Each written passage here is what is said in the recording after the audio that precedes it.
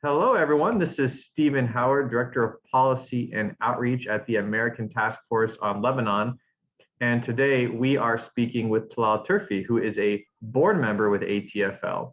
Additionally, Tallal is President and Chief Executive Officer of Premier Health Group, LLC, an international firm providing short-range and long-range strategic solutions for healthcare clients in the Middle East, as well as Africa.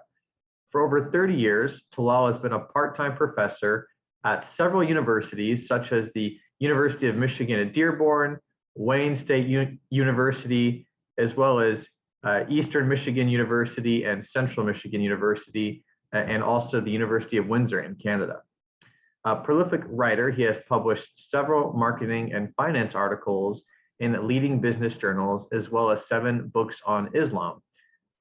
Additionally, Tallal has done work with the United Nations and been honored by the Vatican for his efforts. And today in particular, we're here to speak about his latest book, which is entitled Pure Heart, which is a compilation of readings from his 7 previous books. Tallal, it's great to have you with us. Thank you, I appreciate it. You are really self-taught, actually, when it comes to Arabic and in many ways in Islam. You were born and raised in Dearborn, Michigan, to immigrants from Lebanon. And I just wanted to kind of ask to kick off the conversation, how your upbringing kind of informed your work as seen in these books. Well, as an American, raised in a Lebanese household back in Dearborn, Michigan, I found that my Lebanese values conflicted with my American way of life, as I struggled to blend the two contrasting cultures. But living in America, all my life, I was used to the comfort, the security, the freedom. But as a young adult, I began to realize how fortunate I was able to experience both cultures and also to proudly embrace my identity. My parents lived in America. They enjoyed living in America. They encouraged me to learn about my Lebanese culture, my Lebanese heritage. My father used to tell us a lot of stories. He shared them with us. He spoke about his love for the beauty of Lebanon, his warmth of the people in Lebanon, the richness of the culture in Lebanon, its history, and so forth. And in the 1940s, that's when I grew up, 1940s, the 1950s, the 1960s, our community in Dearborn, Michigan, consisted of many different ethnic groups, religious groups. I mean, it ran the gamut.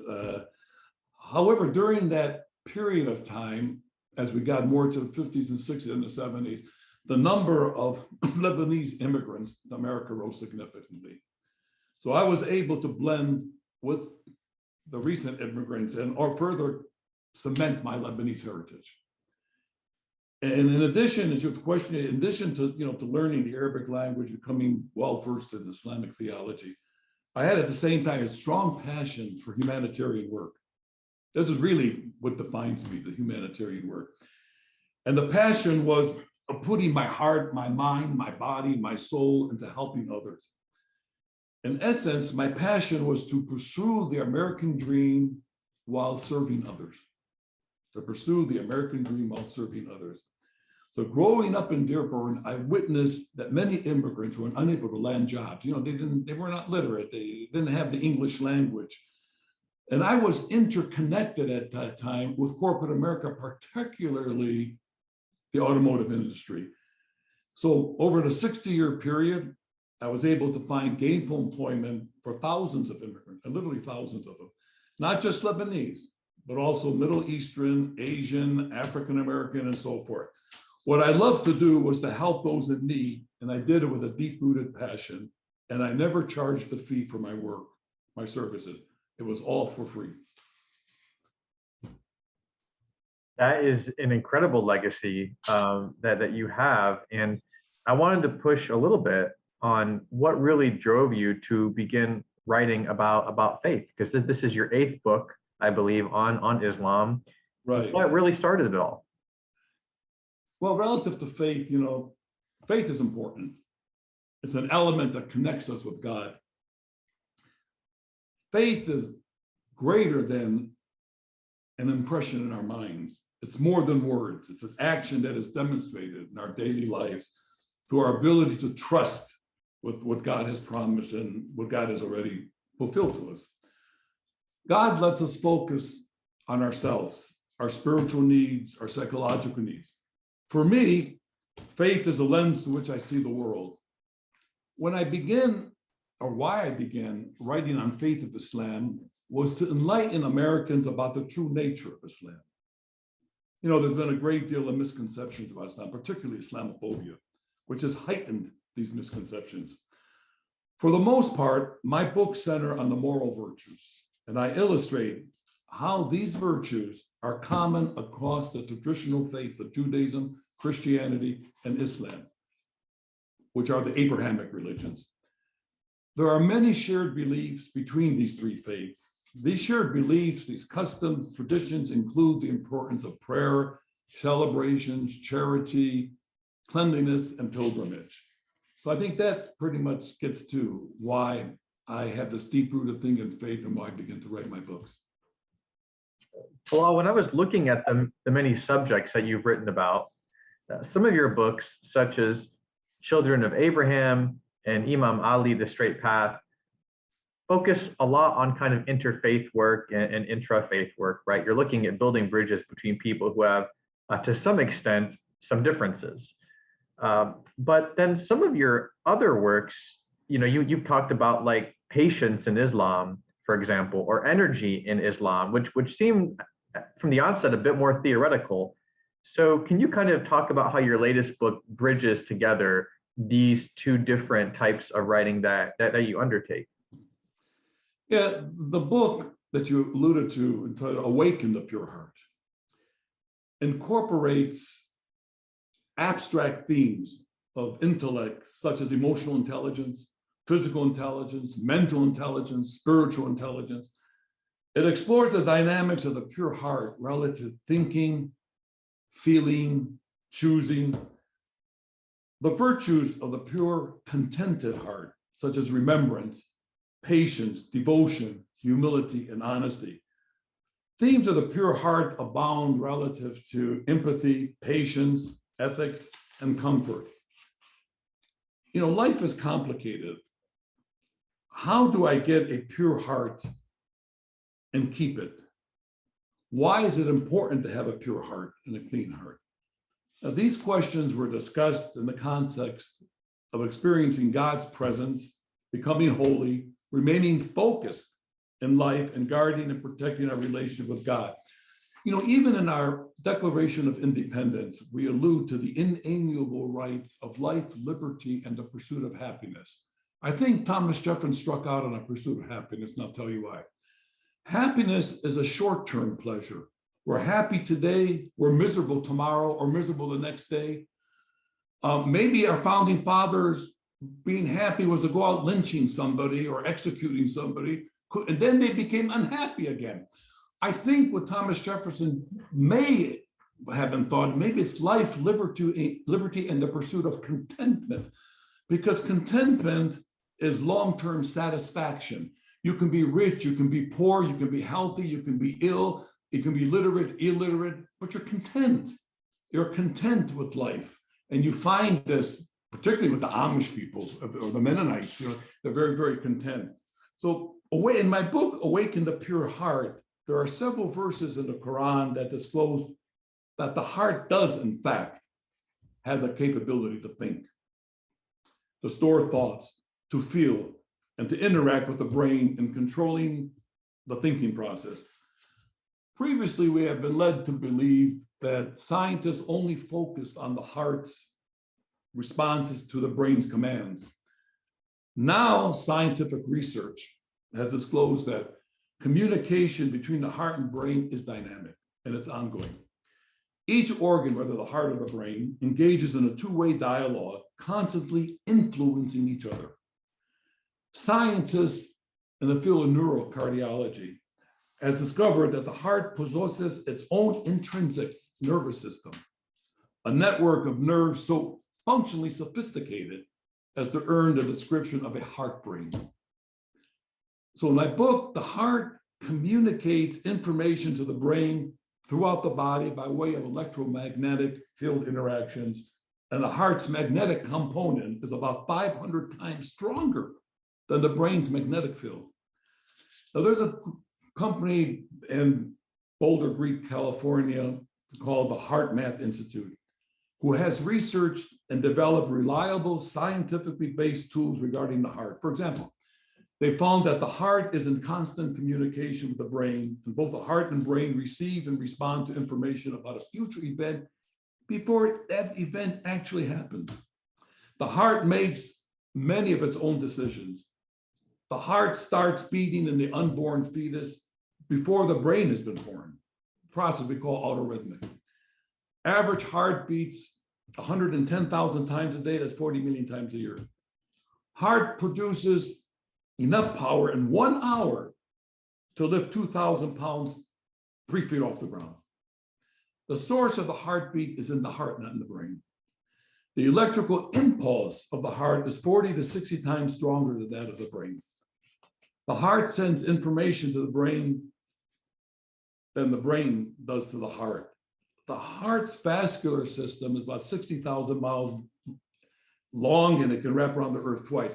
Just picture yourself using your brain. You want to go buy a Chevelle white four-door Malibu sedan. For weeks, you've studied the product specs, the prices, comparison. Your mind is fixed, your brain, this is the car I'm going to buy. Now you go to the dealership and you sit with the salesperson. You're about to sign the dotted line, but the corner of your eye catches that red convertible. I want that. That was in your brain, your gut, your heart. I want that. Or you know this politician is so corrupt and vile, you want to have nothing to do with it, but your friend says, no, come on, we're going to go listen to his speech. So you tag along unwillingly, but you tag along.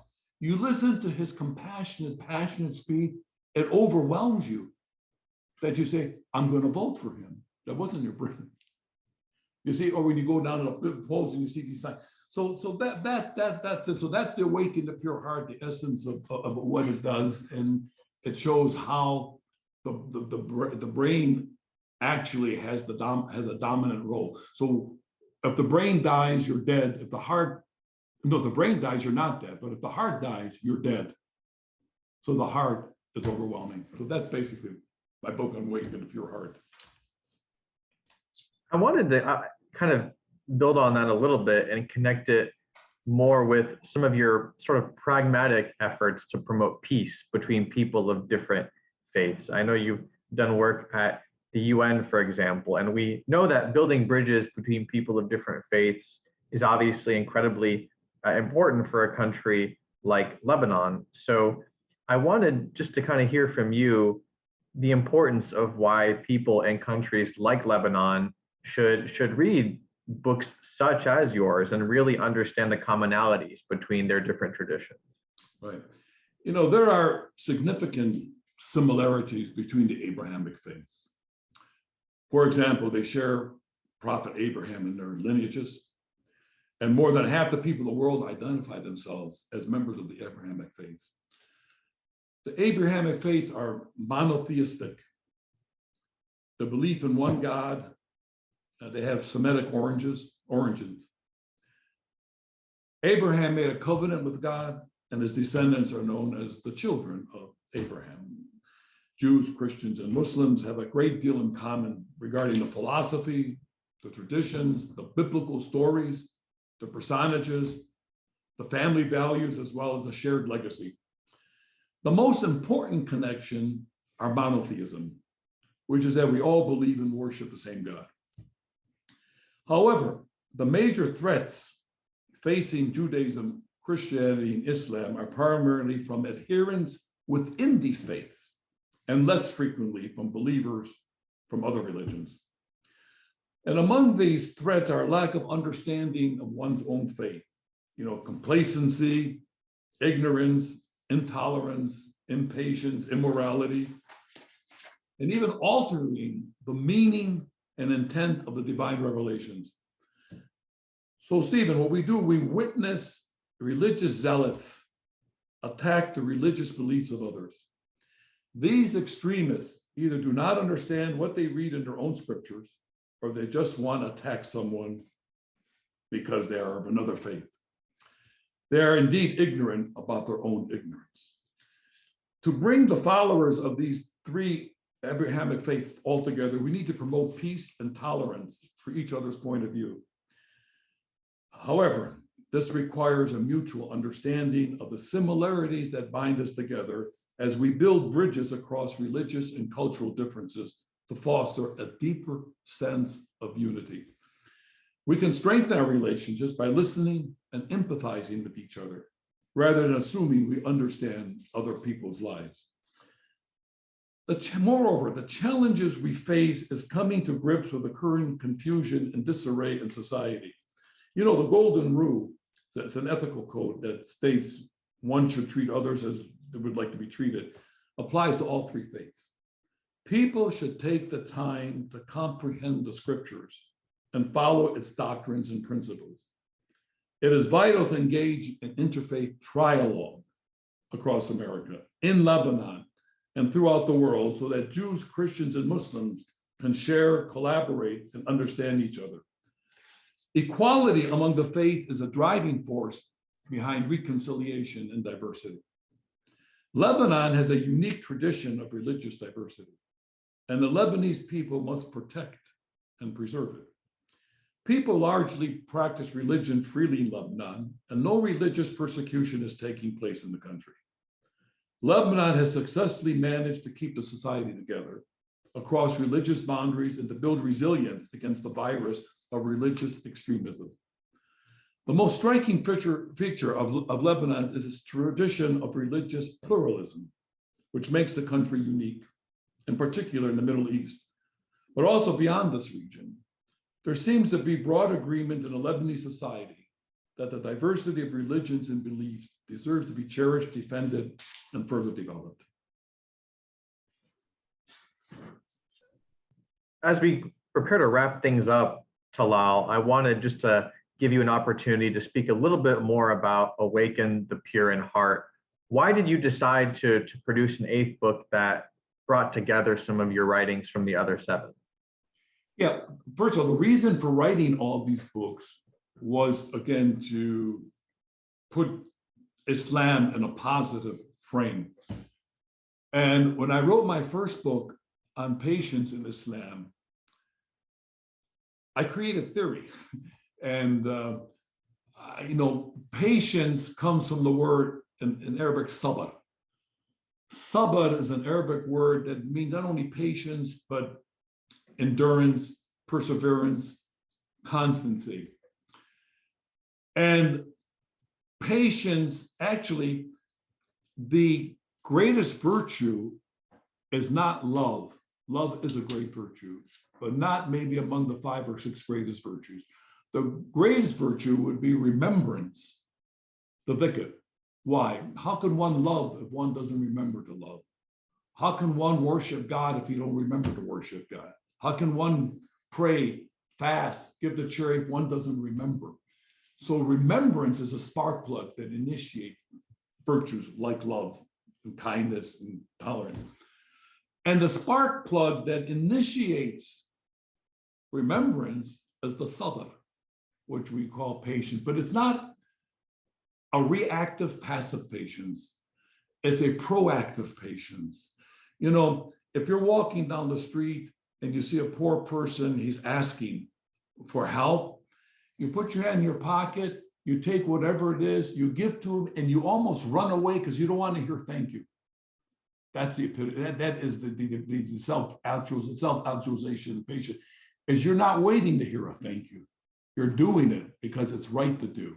Just like in Lebanon, Hussein Saab and his wife took the initiative to then get, food and items to help the Lebanese during the COVID event.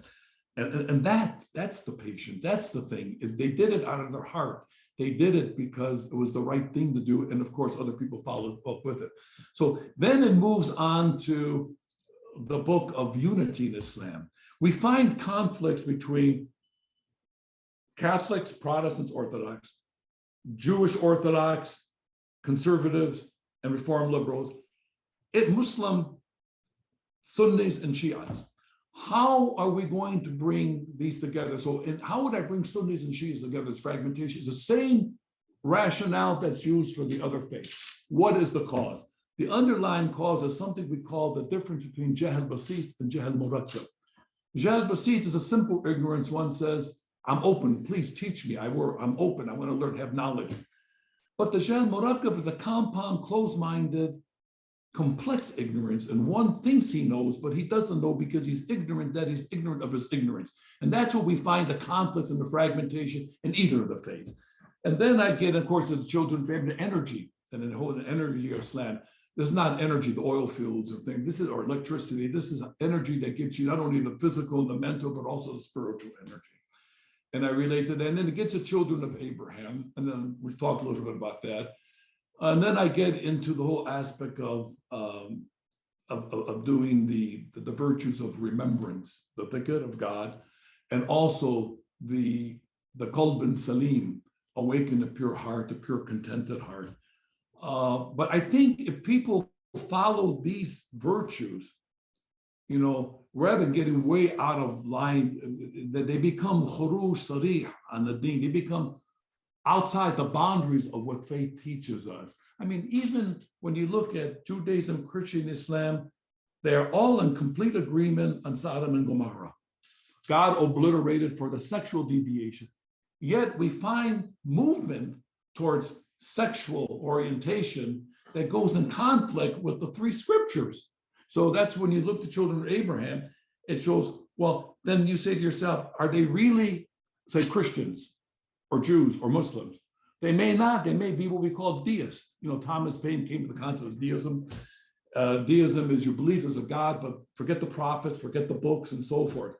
So maybe that's where a lot of it, in fact, our founding fathers, like George Washington, Thomas Jefferson, James Madison, James William, Abraham Lincoln, were not bona fide Christians. They were deists. Of course, they'd be seen in churches, but they were actually deists. They followed Thomas Paine's philosophy and common sense and the age of reason and the rights of man and so forth. So it's moving away from that. So a lot of us, we find Muslims too, they're moving away from scripture, become either agnostic or atheistic or become something else. But that's why I wrote these books on monotheism, to protect it and get back to what it is and what it isn't. One final question that I want to ask about where people can actually get your book, but I did just want to kind of see as well, is there anything that we didn't cover that you would like to address? Any closing thoughts about the book that you want to share with our viewers? Of the Awaken the Pure Heart? Exactly. Or actually, yeah. And this one, I think if you would read the book and you will see the prescription for the contented heart. If we have this contented heart, we don't have to worry about religious extremism, fanaticism, people going way off the peripheral, off the map. We will be very content in what we have. It's not keeping up with the Joneses. It's being content what you are. Not because somebody has a bicycle and your kid doesn't have a bicycle. No, you don't have a bicycle? Fine. You're content. Maybe father gets, wages increases, he can buy you a bicycle, but it's not necessary. Even the people, the Rwandans, the millions of them that died of starvation, that still had contentment. They had their faith, they had contentment. So it really gets down to four canonical core virtues. You have to have your faith. You have to practice and do righteous deeds. You have to speak and spread the truth. And you have to practice patience. And I think this is what gets you into the contented heart. Well, on that note, Tallal, thank you so much for joining us and sharing about your book. Can you tell us where people can get Awaken the Pure Heart? Do you happen to have a copy of it with you that you could hold up for our viewers to see? On Amazon, you can't get the Arabic now, but on the English ones, you can get them. They're on the internet. You access Amazon. The Arabic ones, they're in Beirut, Dar Kitab in Libnani, which is across from the Bristol Hotel in Beirut.